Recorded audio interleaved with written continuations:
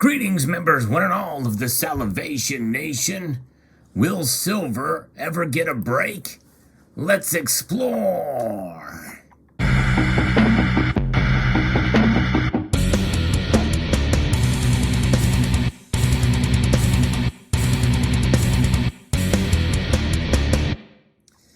You know, it is a little frustrating when we see the price of silver fall below what I thought was a relatively solid resistance level, a floor of $25 an ounce.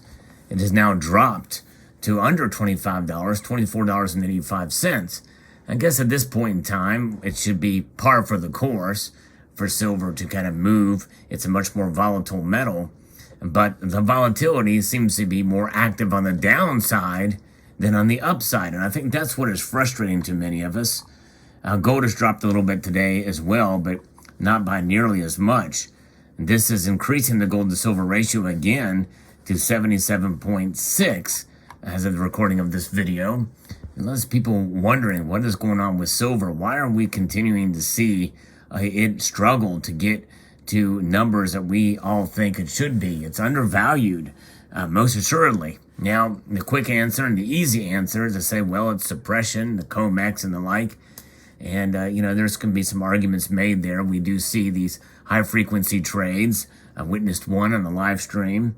It's pointed out by a member of this community, but there's others as well, too. But that can also occur on the way up as well. But it seems like it is more this kind of tamp down to some level at some point. Now, some of that could be because of what's going on with what's signaling ahead.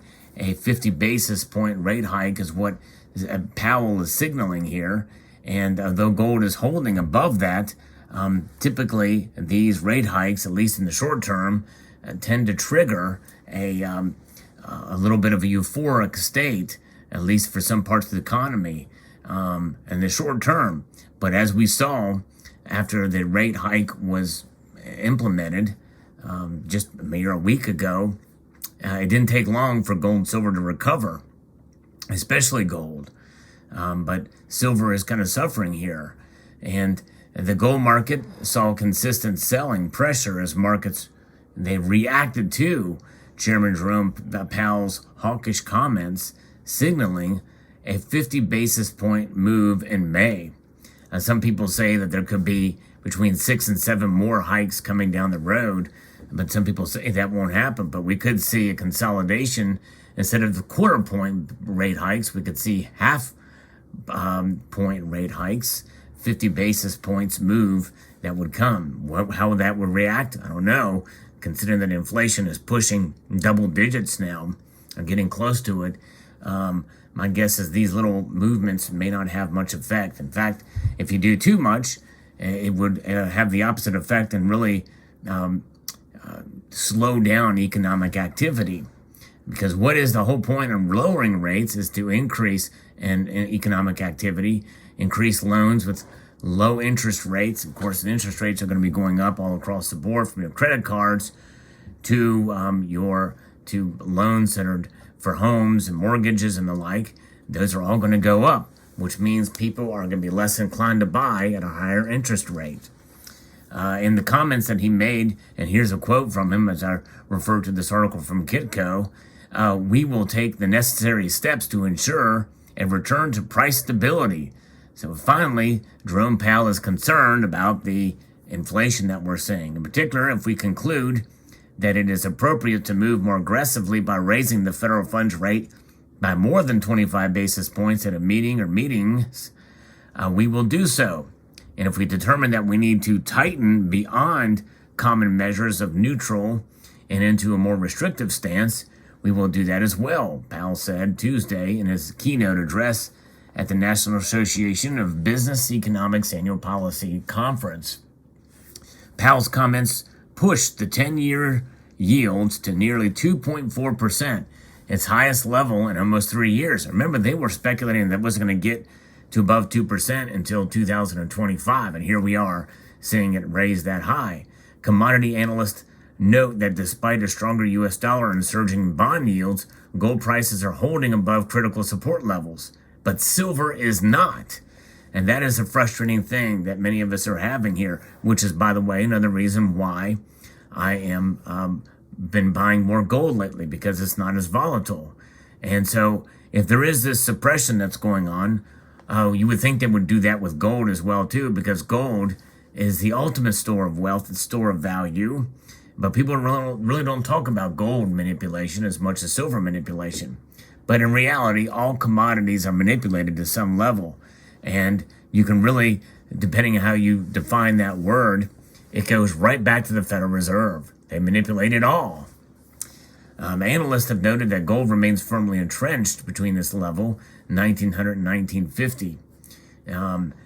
Daniel Brazeman, a commodity analyst at Commerce Bank, said that there are now growing risks that the U.S. Central Bank's aggressive action could push the economy into a recession, which would be positive for gold. And by the way, that could be positive for silver too. So why doesn't silver get a break? Well, it's because gold is not breaking out. That is the answer, folks. Gold has been moving up pretty steadily. Silver tends to move and outperform gold on the way up. But when you have pullbacks like this that we're seeing today, where silver took a fairly modest, or gold took a fairly modest drop because of this news, silver took a more than 1% further drop than what gold did today, which widens the ratio. By the way, it should be noted here as well too that palladium is an even much more volatile metal. It's reached all-time highs in recent days and weeks here, and it is down over 4%. It took the biggest hit of the metals. But silver is unique.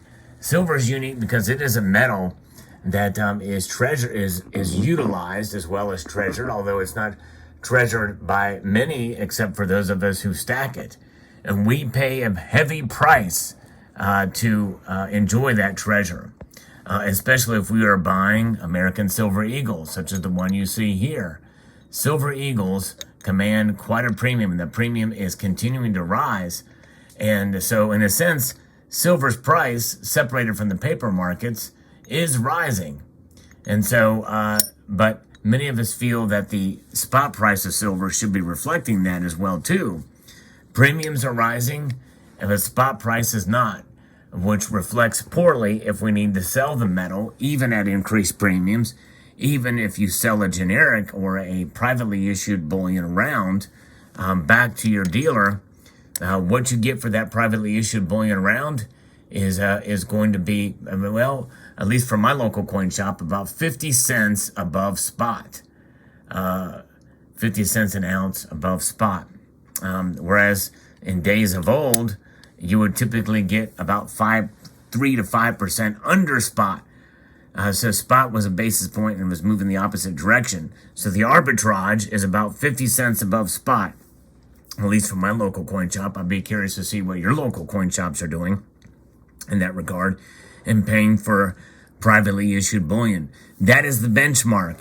You really can't use Silver Eagles as a benchmark because even though they're quite high, the difference between the price you pay and the price you get for Silver Eagles is even wider than that for privately issued bullion, which is why I'm not buying Silver Eagles.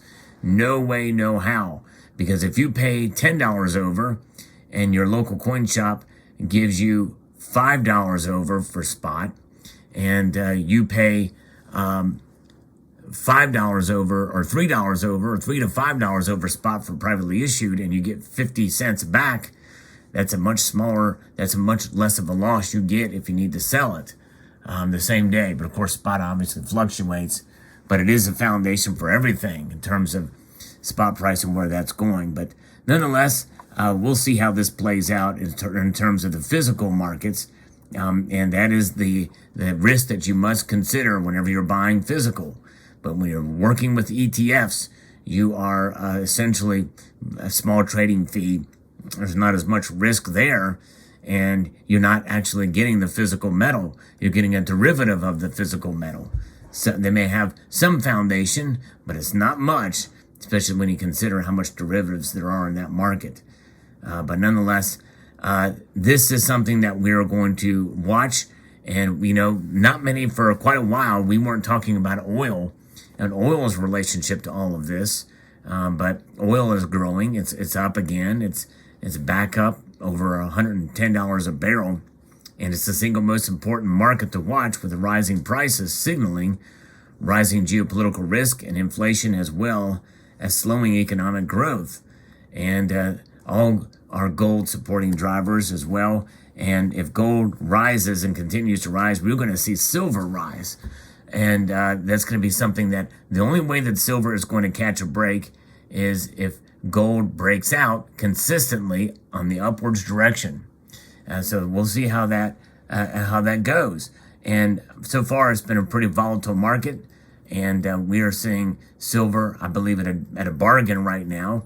If you can find good deals to get privately issued silver, if you are just a pure stacker. If you're a pure stacker, this is the coin to avoid. And if you are, and if you want to look for well-recognized privately issued bullion, or maybe even other sovereign mint bullion out there that has a smaller premium, such as Britannia's or Maple Leafs. So those are the things to look out for silver. Interesting times we live in, for sure, and we are continuing to follow these markets and to see where it's going. But I would encourage you, if you are a silver stacker and you just started, or if you've been stacking for quite a while and are frustrated, to hang on. Not necessarily something you need to hang on to dear life for, but if you've accumulated silver expecting it to go up, just hang on to the silver. If you don't need to sell it, there's no need. You have to be patient and wait it out. And it's really as simple as that. And that's kind of in my mode of thinking too. I'm just hanging on. I'm not really doing a whole lot of buying right now for silver. And really, I've had to kind of slow down a little bit on the gold, at least for a while too. But many people feel that gold has some upward momentum to go, even though it's nearing its all-time highs again. Could it reach the above $2,000 or above $2,050 before the end of the year? I think it's possible. It's quite possible. And that, which means that we could see silver push into the $26, $27 an ounce level, which would be long overdue. And if it's consistent with these prices, we could very well see silver hit $28 or $29 an ounce. $29 is my prediction for this year. When we get there, my guess is I don't know, and likely not at this point, unless there is consistency with the driver of these precious metals, and the main one being gold on a consistent basis heading in north. See how it plays out. I'd like to extend a multitude of gratitude to you all for taking the time to watch. Let me know what your thoughts are below, and I want to encourage you to please rate, share, comment, and subscribe.